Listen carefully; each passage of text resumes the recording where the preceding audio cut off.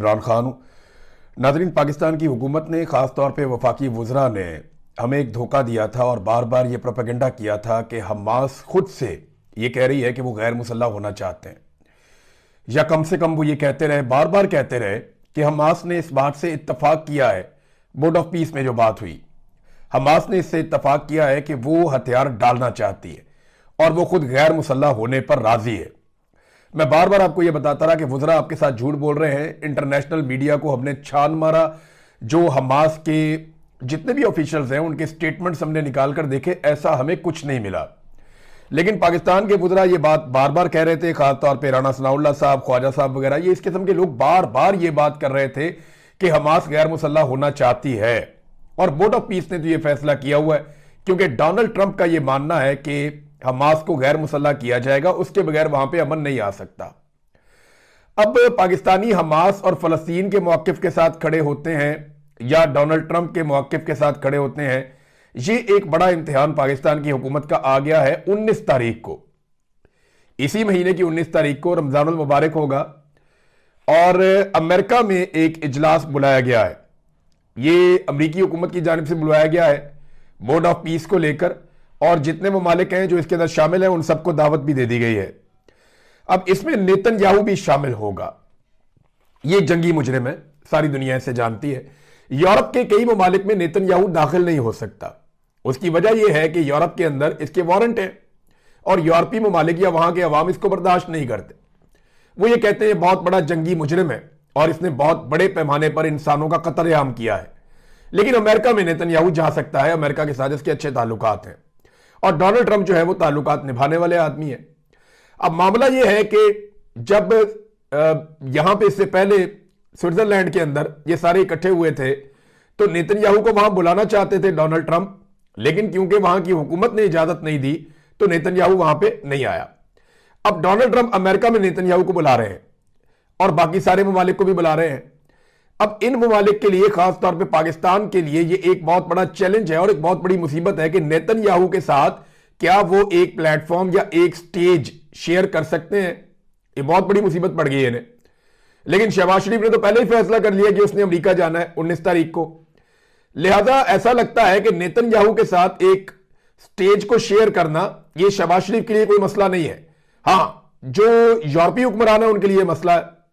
बहुत सारे दुनिया के ममालिक जो गैर मुस्लिम हैं उनके हुक्मरानों के लिए यह मसला है कि वो नेतन्याहू के साथ स्टेज शेयर नहीं करना चाहते। वजह यह है कि जनाब ये आदमी बहुत बड़ा कत्लेआम किया हुआ है इसने इंसानों का, लिहाजा हम इसके साथ नहीं खड़े होते। लेकिन शहबाज शरीफ साहब ऐसा लगता है कि जाएंगे। अब इस किस्म की खबरें तो आ रही हैं पाकिस्तान से। अब देखना यह है कि शहबाज शरीफ साहब फलस्तीनियों या हमास के साथ खड़े होते हैं और ये जो यकतरफा फैसला किया गया है कि हमास को गैर मुसल्लह कर दिया जाए बोर्ड ऑफ पीस की जानिब से या नेतन्याहू और डोनाल्ड ट्रंप की जानिब से, शहबाज शरीफ साहब फलस्तीनियों के साथ खड़े होकर इस फैसले को मुस्तरद करते हैं या शहबाज शरीफ साहब डोनाल्ड ट्रंप के साथ और नेतन्याहू के साथ खड़े होते हैं। ये एक बड़ा इम्तिहान है। देखिए, पाकिस्तान एक मेंबर है ना, वो जाके वहां कह सकता है जी हम इस बात की मुखालफत करते हैं कि हमास को गैर मुसल्लह किया जाए।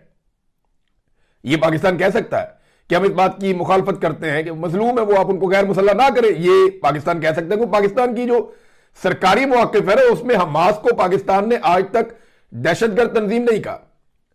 पाकिस्तान ने आज तक बतौर रियासत हमास के बारे में कोई ऐसी बात नहीं की जो ये बताया कि जनाब हम गैर मुसल्लह करना चाहते हैं, ये दहशतगर्द तंजीम है या हम इसके खिलाफ हैं। ऐसा पाकिस्तान ने कभी नहीं कहा। पाकिस्तान की पोजीशन बल्कि ये रही कि ये जो जिद्दोजहद है ये उनकी आज़ादी के लिए।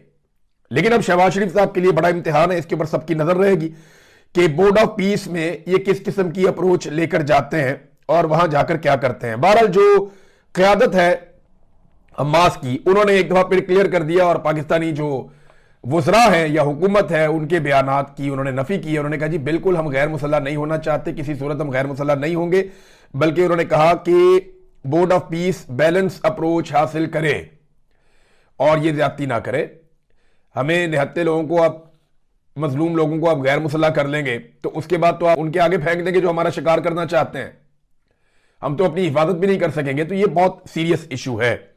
तो इस पे उन्होंने आवाज उठाई और साथ जो टॉप लीडरशिप है हमास की, उन्होंने अभी अखबारात के अंदर भी ये छप गई चीज बैनुल अक़वामी सतह पे कि उन्होंने तरदीद कर दी उस बात की जिसका दावा कर रहे थे पाकिस्तान के वुज़रा।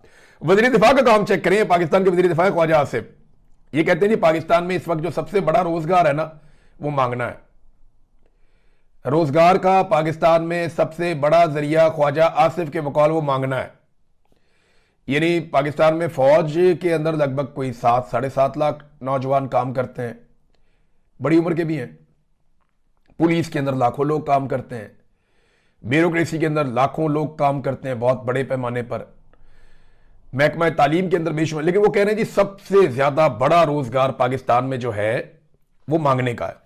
यानी गदागरी जो है मांगना वो सबसे बेहतरीन रोजगार है। इसके अंदर ठेकेदार भी मौजूद हैं और बाकायदा पाकिस्तान का वजीर दिफा देखें दुनिया को किस किस्म का पैगाम दे रहा है पाकिस्तान के बारे में कि जनाब हम तो मांगने में एक्सपर्ट हैं, हमारे यहां पे तो रोजगार सबसे बेहतरीन जो है वो मांगने वाला है। और कौम को ये लोग चूना लगाते थे कि अपने अखराजात कम करेंगे। इमरान खान की हुकूमत में ये क्या कहते थे कि इमरान खान जनाब अय्याशी कर रहा है, ये कहते थे। इमरान खान प्राइवेट जेट लेकर नहीं जाता था दुनिया में घूमने के लिए। इमरान खान जब दुनिया में जाता था तो कमर्शियल जहाजों के ऊपर भी ट्रेवल करता था। इमरान खान जब दुनिया में जाता था तो बहुत महंगे महंगे होटलों में नहीं रहता था। जब वो दुनिया के मुमालिक में जाता था तो वो अपने साथ फौज जफर मौज लेकर नहीं जाता था। और अगर कोई इमरान खान को ज्वाइन करना चाहता था तो वो अपने खर्चे पर ज्वाइन करता था। ये था इमरान खान। इन्होंने कौम को चूना लगाया जनाब हम आ जाएंगे, आगे अखराजात कम कर लेंगे और हम सादगी अपनाएंगे। और जब ये इक्तदार में आए तो इनके जो शाहाना हुकूमती अखराजात हैं बजाय कम होने के उनमें सालाना 12.3% इजाफा हो रहा है। यानी जो सरकारी खर्चे हैं वो ये कम नहीं कर रहे, लगातार बढ़ाते चले जा रहे हैं। जो खर्चा इमरान खान साहब की हुकूमत में हो रहा था उससे हर साल ज्यादा खर्चा ये करते चले जा रहे हैं। लगभग इन्होंने अखराजात बढ़ाते बढ़ाते 50-60% ज्यादा कर दिए इमरान खान साहब के दौरे हुकूमत के मुकाबले में। तो ये जनाब सरकार आई थी अवाम के लिए जिन्होंने अपने कपड़े बेचकर गरीबों को आटा देना था, उन्होंने आटे की कीमत दुगनी कर दी और नए कपड़े भी खरीद लिए। जिस आदमी ने अपने कपड़े बेचकर गरीब आदमी को आटा देना था, उसे रोटी खिलानी थी, उस आदमी ने नए कपड़े बनवा लिए बहुत सारे, और जो गरीब पाकिस्तानी हैं उनके लिए आटे की कीमत दुगनी कर दी। कैसे फ्रॉडिये जो पाकिस्तान के ऊपर मुसल्लत हुए, और ये फॉर्म 47 के जरिए से आसिम मुनीर साहब ने मुसल्लत किए हैं। देखिए दावे ये करते हैं, मैं दावा आपके सामने रख दूं, हुकूमती वज़रा आते हैं टीवी चैनल पे इधर उधर बैठते हैं, मैं सबके लिए बता रहा हूं कि डाटा इनके मुंह पे मारे आप। ये चाहे अपोजिशन का जो भी आदमी बैठा हो, मीडिया का जो भी आदमी बैठा हो, जब भी हुकूमती आदमी ये दावा करे ना कि हमारे पास 21 अरब डॉलर है कौमी खजाने में, तो ये डाटा आपने इसके मुंह पे रख के मारना है। कोई भी हुकूमती वजीर आपसे ये बात करे, जैसा सवाल वैसा जवाब, या जिस तरह की ये बात करें वैसा इनको जवाब दे। कौम को बेवकूफ समझते हैं ये जो 21 अरब डॉलर की ये गर्दान करते हैं ना, इनमें से 6 अरब डॉलर कमर्शियल बैंकों का पैसा है। किसका है? कमर्शियल बैंकों का पैसा है, उससे इनका कोई ताल्लुक नहीं है। 6 अरब डॉलर निकल गया, 12.5 अरब डॉलर आपके दोस्त ममालिक का है लगभग। ये जो आपके दोस्त ममालिक है, चाइना हो गया, यूएई हो गया, सऊदी अरब हो गया, कतर, ये आपने मांग मूंग के पैसे इकट्ठे किए हुए, ये 12.5 अरब डॉलर ये दोस्त ममालिक के, तो 18.5 अरब डॉलर तो ये निकल गए। अब इसमें से आईएमएफ का पैसा जो है, जो उनसे लेकर आपने बीच में डाला हुआ है, वो लगभग कोई 1.5 अरब डॉलर है, तो ये तो 20 अरब डॉलर हो गए। तो हमारा अपना कमाया हुआ पैसा कितना है जो 21 अरब डॉलर आप छलांगे मार रहे हैं? 1 अरब डॉलर। ये डाटा आपने बेफिक्र होकर इनके मुंह पे मारना है कि 6 अरब डॉलर जो है वो कमर्शियल बैंकों के हैं, 12.5 अरब डॉलर जो है दोस्त ममालिक के हैं, 1.5 अरब डॉलर आईएमएफ से लिया हुआ है, और जो आपने कमाया है वो 1 अरब डॉलर से कुछ थोड़ा ऊपर नीचे है। ये आपकी टोटल कमाई है, कोई टारगेट भी आप अचीव नहीं कर पा रहे। मोहम्मद जुबैर साहब ने भी ये डाटा दिया हुआ है, और बहुत सारे लोग इस डाटा पे बात करते रहते हैं। आप किसी भी इकोनॉमिस्ट से पूछ लें तो इनको ये डाटा जो है वो उठा के इनके सर में मारें आप कि जनाब ये तुम्हारी औकात है, झूठ मत बोलो। ये लगातार झूठ बोल रहे हैं। अब नाजरीन आ जाए जरा इदारों की तरफ, खास तौर पे अदलिया की तरफ। इमरान खान साहब के केस आज लगे हुए थे, लोगों को ऐसे खबरें दी गई जैसे पता नहीं क्या बहुत बड़ा कोई कारनामा होने लगा। ये सारे केसेस वो थे जो इमरान खान साहब के खिलाफ हैं। इनमें कोई भी एक केस नहीं है जो इमरान खान साहब की अपनी अपील हो। इमरान खान की या उनकी एहलिया की अपीलें नहीं लग रही, इनके खिलाफ अगर कोई अपील कर रहा है तो वो अपील लग रही है। समझ आ गई आपको बात की? और ये इस मौके पर क्यों हुआ मैं आपको बताता हूं। जब आईएमएफ का वफद आया था ना, उसने कहा था जी हमने चीफ जस्टिस से मिलना है, जजों से मिलना है, हमने मुख्तलिफ लोगों से मिलना है पाकिस्तान में, हमें पता तो चले तुम मुल्क चला सकते हो कि नहीं। तो जब वो आए थे ना, तो तब चीफ जस्टिस ने सहाफियों को बुलाकर उनसे मुलाकात की और उन्हें कहा कि इमरान खान का खत आया मुझे, उसमें बड़ी अहम चीजें हैं और वो मैं रेफर कर रहा हूं, उसके ऊपर हम काम करेंगे। टके का काम आज तक नहीं किया, वो सिर्फ आईएमएफ को दिखाने के लिए था कि हम मुतहर्रिक हैं, इमरान खान का लेटर आया, हम काम कर रहे हैं।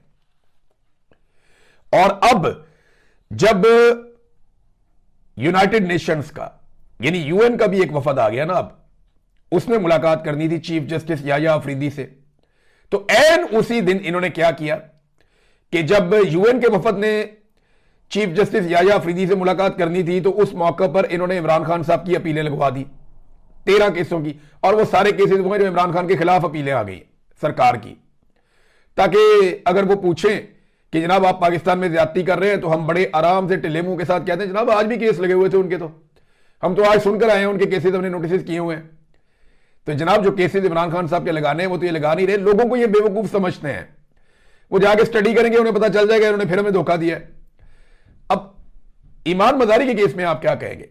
एक ट्वीट के ऊपर 17 साल की सजा, इधर आइन तोड़ दिया, बेशुमार डिक्टेटरों ने एक को भी सजा नहीं हुई, एक ट्वीट के ऊपर 17 साल की सजा सुना दी।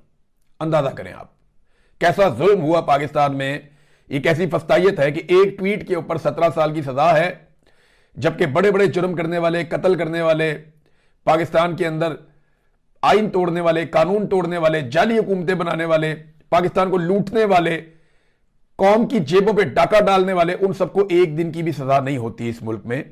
लेकिन अगर कोई इंसानी हुकूक का अलम बुलंद करे और एक ट्वीट कर दे तो 17 साल की सजा हो जाती है। इमरान खान के वकील ने मौके से फायदा उठाया, सलमान सफदर ने, उन्होंने चीफ जस्टिस को जाकर बताया, उन्होंने कहा चीफ जस्टिस को कि जनाब 5 महीनों में इमरान खान से एक मुलाकात हुई है, वो भी 10 मिनट की हुई है। अब सर्दियां खत्म हो रही हैं, एक हफ्ते बाद रमजान शुरू हो रहा है, रमजान में जमानत की दरखास्तें अदालतों की तरजीह होती है, बाहर खड़े होकर उन्होंने बताया सारा। अगर रमजान में भी इमरान खान की जमानतों के केस नहीं लगते तो यह सिस्टम कोलैप्स तस्वर होगा। उन्होंने कहा जी ओवरऑल सूरत बहुत अलार्मिंग है। जो इमरान खान साहब का साइफर वाला केस है वो जज साहब ने 3 रुकनी बेंच को भेज दिया है, और वो जज को भी ये भी बताते रहे जनाब मैं आप मुलाकातें इनकी तो करवा रहे हैं आप, यानी ये जो सरकारी वकील आ गए इनको तो मुशावरत के लिए आप वक्त दे देते हैं, लेकिन हमें भी मुशावरत के लिए वक्त देना, हम जाके अपने जो हमारा जो विक्टिम है जो इमरान खान है उससे मुलाकात तो करें। यानी हमारी मुलाकात आप इमरान खान से करने नहीं देते, हमें वहां पे आप डिस्कशन करने नहीं देते, हमारी मुलाकातें आपने बंद की हुई हैं, इनको आप फुल फैसिलिटेट कर रहे हैं। तो इस मौके पे उन्होंने ये बात की अदालत को, लेकिन क्या फर्क पड़ता है? याह्या अफरीदी साहब की भी ऐसा लगता है कि वो औकात नहीं है कि वो इमरान खान साहब की मुलाकात करवा सके, क्योंकि याद होगा शहबाज शरीफ को, चीफ एग्जीक्यूटिव है ना मुल्क का, कानूनी और आईनी तौर पर तो वही है, चाहे जाली सही लेकिन है तो सही। अब जब शहबाज शरीफ को सुहेला अफरीदी ने कहा कि जी मुलाकात करवा दे इमरान खान से, तो उसने क्या कहा था? शहबाज शरीफ ने कहा था कि पूछ के बताता हूं। और जब शहबाज शरीफ पूछ के बता रहा है, चीफ जस्टिस की क्या औकात है, तो सारे काबू आ गए, और ये अपनी मर्जी से काबू आए हैं। सिर्फ एक सीट के लिए पूरी की पूरी अदलिया का बेड़ा गर्क कर दिया याह्या अफरीदी ने। याह्या अफरीदी अगर हक पे डाका ना मारते मंसूर अली शाह के, तो मैं आपको बताता हूं कि अदलिया कभी भी ऐसी यरगमाल ना होती, अदलिया के एक हुक्म के ऊपर मुलाकात भी हो जाती। लेकिन आज याह्या अफरीदी समेत कोई भी जज इमरान खान की मुलाकात उनके वकला से या फैमिली से नहीं करवा सकता जब तक आसिम मुनीर नहीं चाहेंगे। आसिम मुनीर ने कंट्रोल कर लिया ना, पूरी की पूरी अदलिया भी कंट्रोल हो गई है। अब नाजरीन ने जो पाकिस्तान तहरीक इंसाफ है उन्होंने एक करारदाद पेश की है, और यह करारदाद सिर्फ आप ये देख लें, जो करारदाद पाकिस्तान तहरीक इंसाफ ने जमा करवाई, इस करारदाद के मुताबिक तो आप सारा प्रोपेगेंडा इन्होंने उड़ा दिया कि जनाब दहशतगर्दों की सपोर्ट करते हैं, दहशतगर्द है, पीटीआई को ऐसे कहा जाता है ना।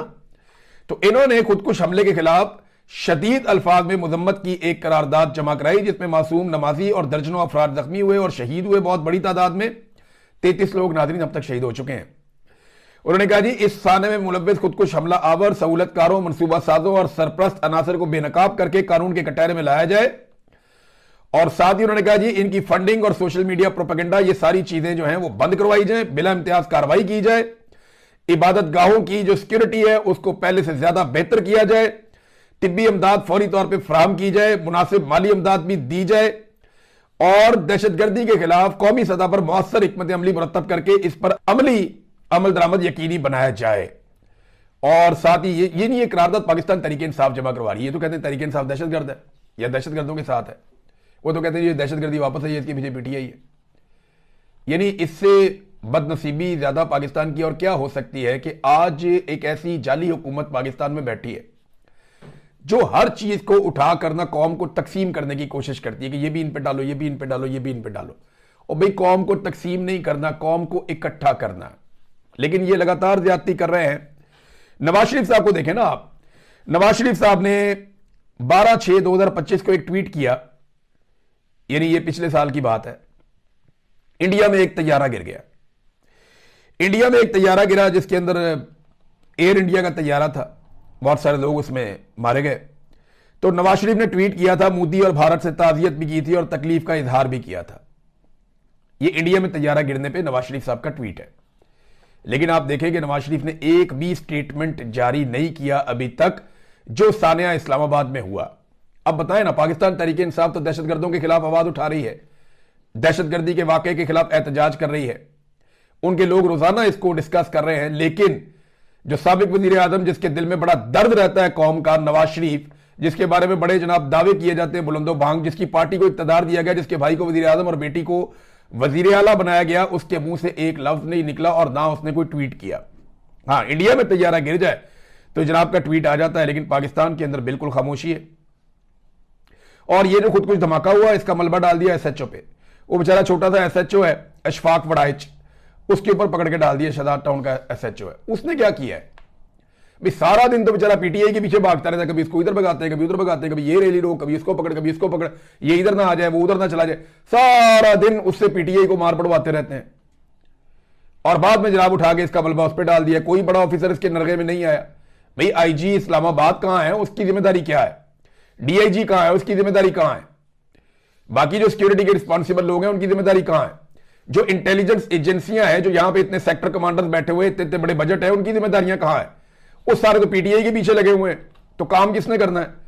तो नाजरीन, ये जो मामला है, इसमें एक एसएचओ के ऊपर डाल के इन्होंने गोगलुओं से मट्टी झाड़ी है और कुछ नहीं किया, और हमेशा यही करते रहे हैं।